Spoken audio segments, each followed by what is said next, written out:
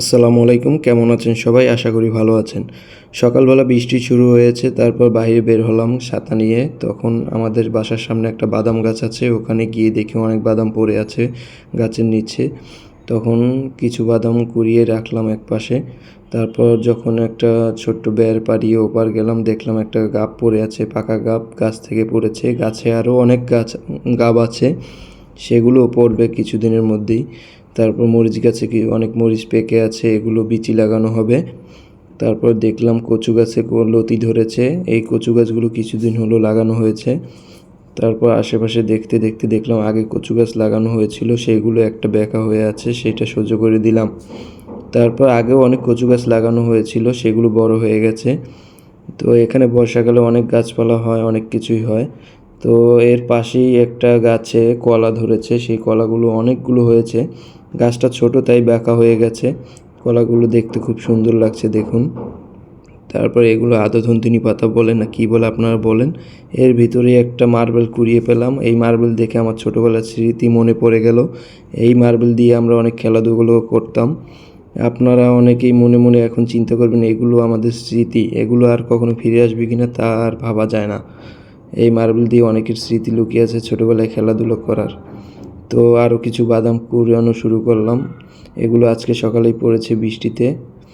তো তারপরে যখন পাশ দিয়ে যাচ্ছিলাম, দেখলাম আমার ছোট্ট ডোবাতে অনেক পানি হয়ে গেছে বৃষ্টির কারণে। এখানে অনেক প্রচুর পরিমাণে মাছ রয়েছে। এই মাছগুলো পানির কারণে ওই পাশের যে জঙ্গলটা দেখা যাচ্ছে ওই দিকে বের হয়ে গেছে। অনেক পাঙ্গাস, তেলাপিয়া, তারপর মাগুর মাছ ছিল সবগুলোই। তো এই ভিডিওটা যখন রেকর্ড করছি তখন আমি অলরেডি মাছগুলো ধরে ফেলেছিলাম মেশিন লাগিয়ে। তো বৃষ্টির কারণে দেখুন আমাদের আঙিনার মাঝখানে অনেক ঘাস এবং অন্যান্য গাছপালা হয়েছে, পুরো জঙ্গল টাইপের হয়ে গেছে, অনেক কিছু হয়েছে বর্ষাকালে বৃষ্টিতে। তো এখানে অনেক ধরনের ফুল গাছ হয়েছে। এই গাছগুলো যখন বড় হবে তখন অনেক সুন্দর সুন্দর ফুল ধরবে। তো এরপর আমি বাসার দিকে চলে যাচ্ছি। আমি কিছুদিন আগে আমাদের বাসার সামনে যে আম গাছ ছিল, সেই আম গাছে একটা কলম লাগিয়েছিলাম। তো ওই কলমটা এখন দেখছি কীরকম হয়েছে। এবং কামরাঙা গাছে কলম দিয়েছিলাম, কামরাঙা গাছে অনেক কামরাঙা ধরেছে। কামরাঙাগুলো অনেক মিষ্টি, তাই কামরাঙা গাছে কলম দিয়েছিলাম।